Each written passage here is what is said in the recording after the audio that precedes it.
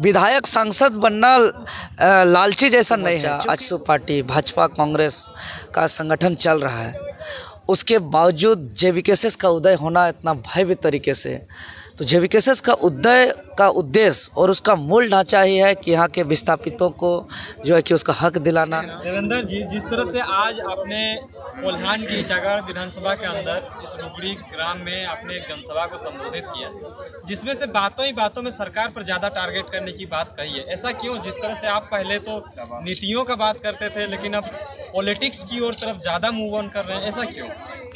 जी, यह वर्ष 2024 है और 2024 विधानसभा और लोकसभा चुनावी साल है, और जो झारखंड का दर्द है, चाहे वो विस्थापन का दर्द हो, चाहे बेरोजगारी का दर्द हो, चाहे यहाँ का ज़मीन लूट का दर्द हो, कोयला लूट, बालू लूट, यहाँ पत्थर लूट, तमाम तरीके का जितना भी लूट है, अगर ये सारे दर्द की बात करें, यहाँ की नीति नियमावली पॉलिसी की बात करें, चाहे स्थानीय नीति, नियोजन नीति, विस्थापन नीति, उद्योग नीति, पुनर्वास नीति या ज़मीन सुरक्षा नीति, ये तमाम नीति की बात करें जो हम लोग दुख तकलीफ दर्द बताते हैं, तो उनका समाधान का ये वर्ष है।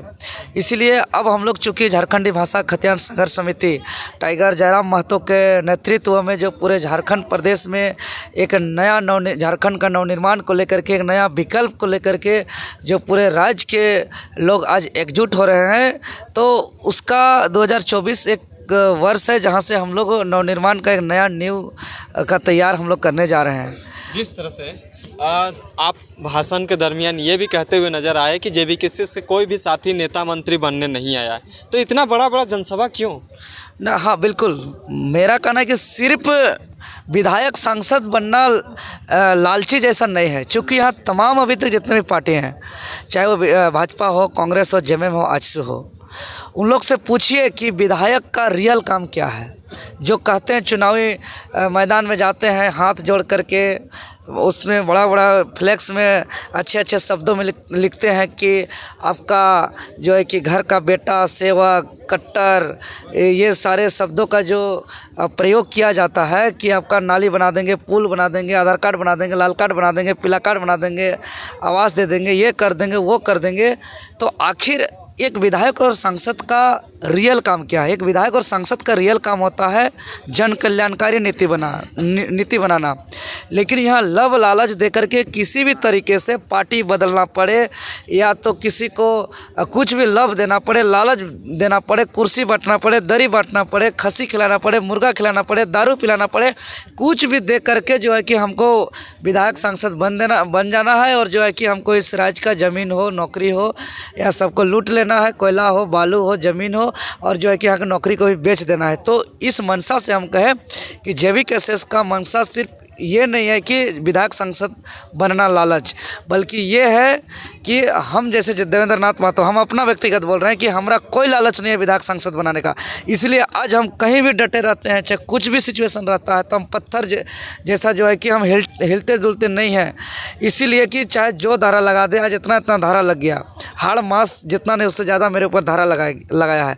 अगर मेरे अंदर लालच आ जाएगा कि हमको विधायक लड़ना है, हमको सुरक्षित रहना है, हमको संरक्षण रहना है, तो शायद डट के नहीं रह पाएंगे।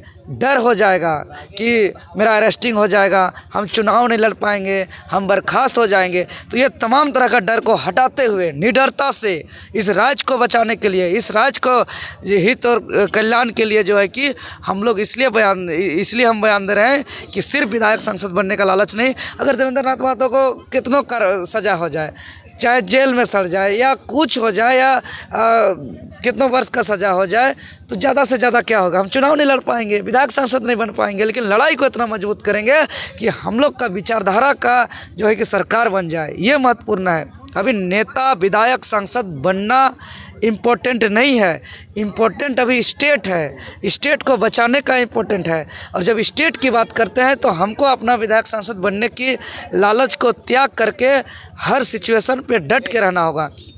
इसी का एक रूप देखे होंगे कि इतिहास में पहली बार 24 साल में कोई कहा होगा कि आओ सरकार करो गिरफ्तार, क्योंकि गंभीर से गंभीर गैर जमानती धारा लगाया जा रहा है। क्यों? डराने के लिए कि भाई डरे, अगर नेतागिरी करता है तो विधायक सांसद का लालच देख करके वो लड़े भी नहीं।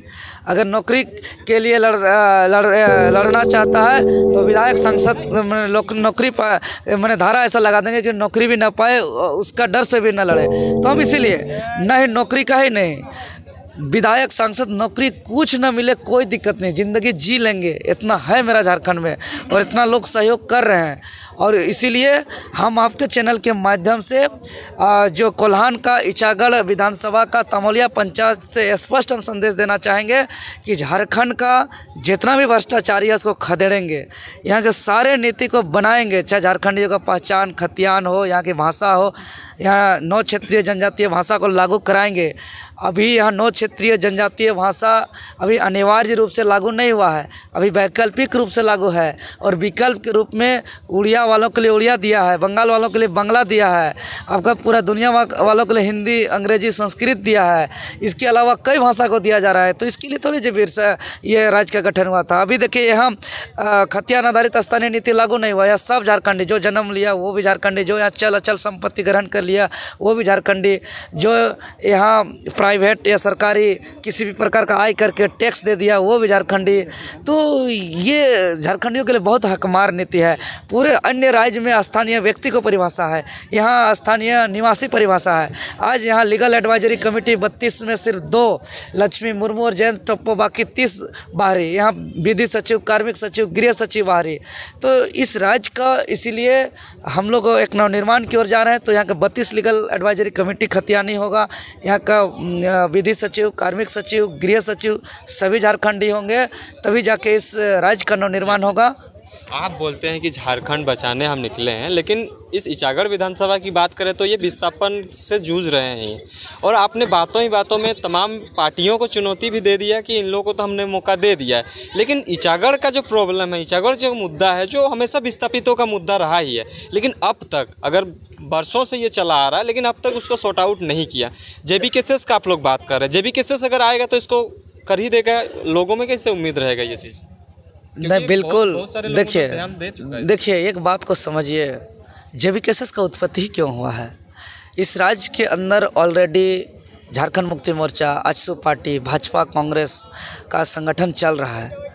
उसके बावजूद जेबी केसेस का उदय होना इतना भव्य तरीके से, तो जेबी केसेस का उदय का उद्देश्य और उसका मूल ढांचा ही है कि यहाँ के विस्थापितों को जो है कि उसका हक दिलाना, यहाँ के आदिवासी, मूलवासी, गरीब, पिछड़े, मजदूर का जो अत्याचार, शोषण, जुर्म हो रहा है उसको न्याय दिलाना, और जो भी यहाँ भ्रष्टाचार हो रहा है उसको पूरी तरह साफ करना, और यहाँ के राज्य के हित और कल्याण के लिए नीति बनाना। इसी के उद्देश्य से तो इस जेबी केसेस का उदय ही हुआ है। और जेबी केसेस का उदय होना, इसको मजबूती में यहाँ कोई टाटा, अडानी, अंबानी का आशीर्वाद नहीं है। यहाँ पूरा गरीब, किसान, मजदूर जो मध्यम वर्गीय है, आलू, प्याज, धान बेच कर यहाँ का अपना पेट काट करके यहाँ समय दे रहे हैं।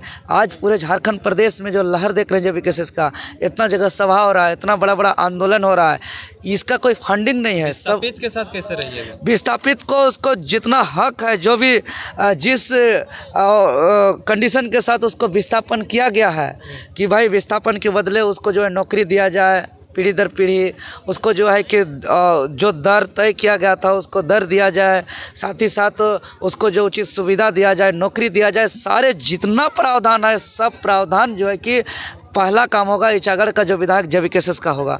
चूँकि यह हम लोग टाइगर जयराम जी को मुख्यमंत्री बनाने की बात करते हैं, तो हम लोग के लिए 42 विधायक चाहिए, 41 से ज़्यादा मिनिमम। उसके ज़्यादा तो हम लोग जितना जाए, हम लोग तो 81 में बहुत, हम लोग 70, 80, 90 विधायक का हम लोग टारगेट रखेंगे। वो मजबूती के लिए अलग चीज़ है, ये इतिहास बनने जा रहा है। तो ये विस्थापित के लिए पहला काम होगा, यहाँ के विधायक उस बात को उठाएंगे और विधानसभा में जो हमारा सरकार होगा उस सरकार को तुरंत सारे बातों को माना जाएगा, एकदम निश्चित है।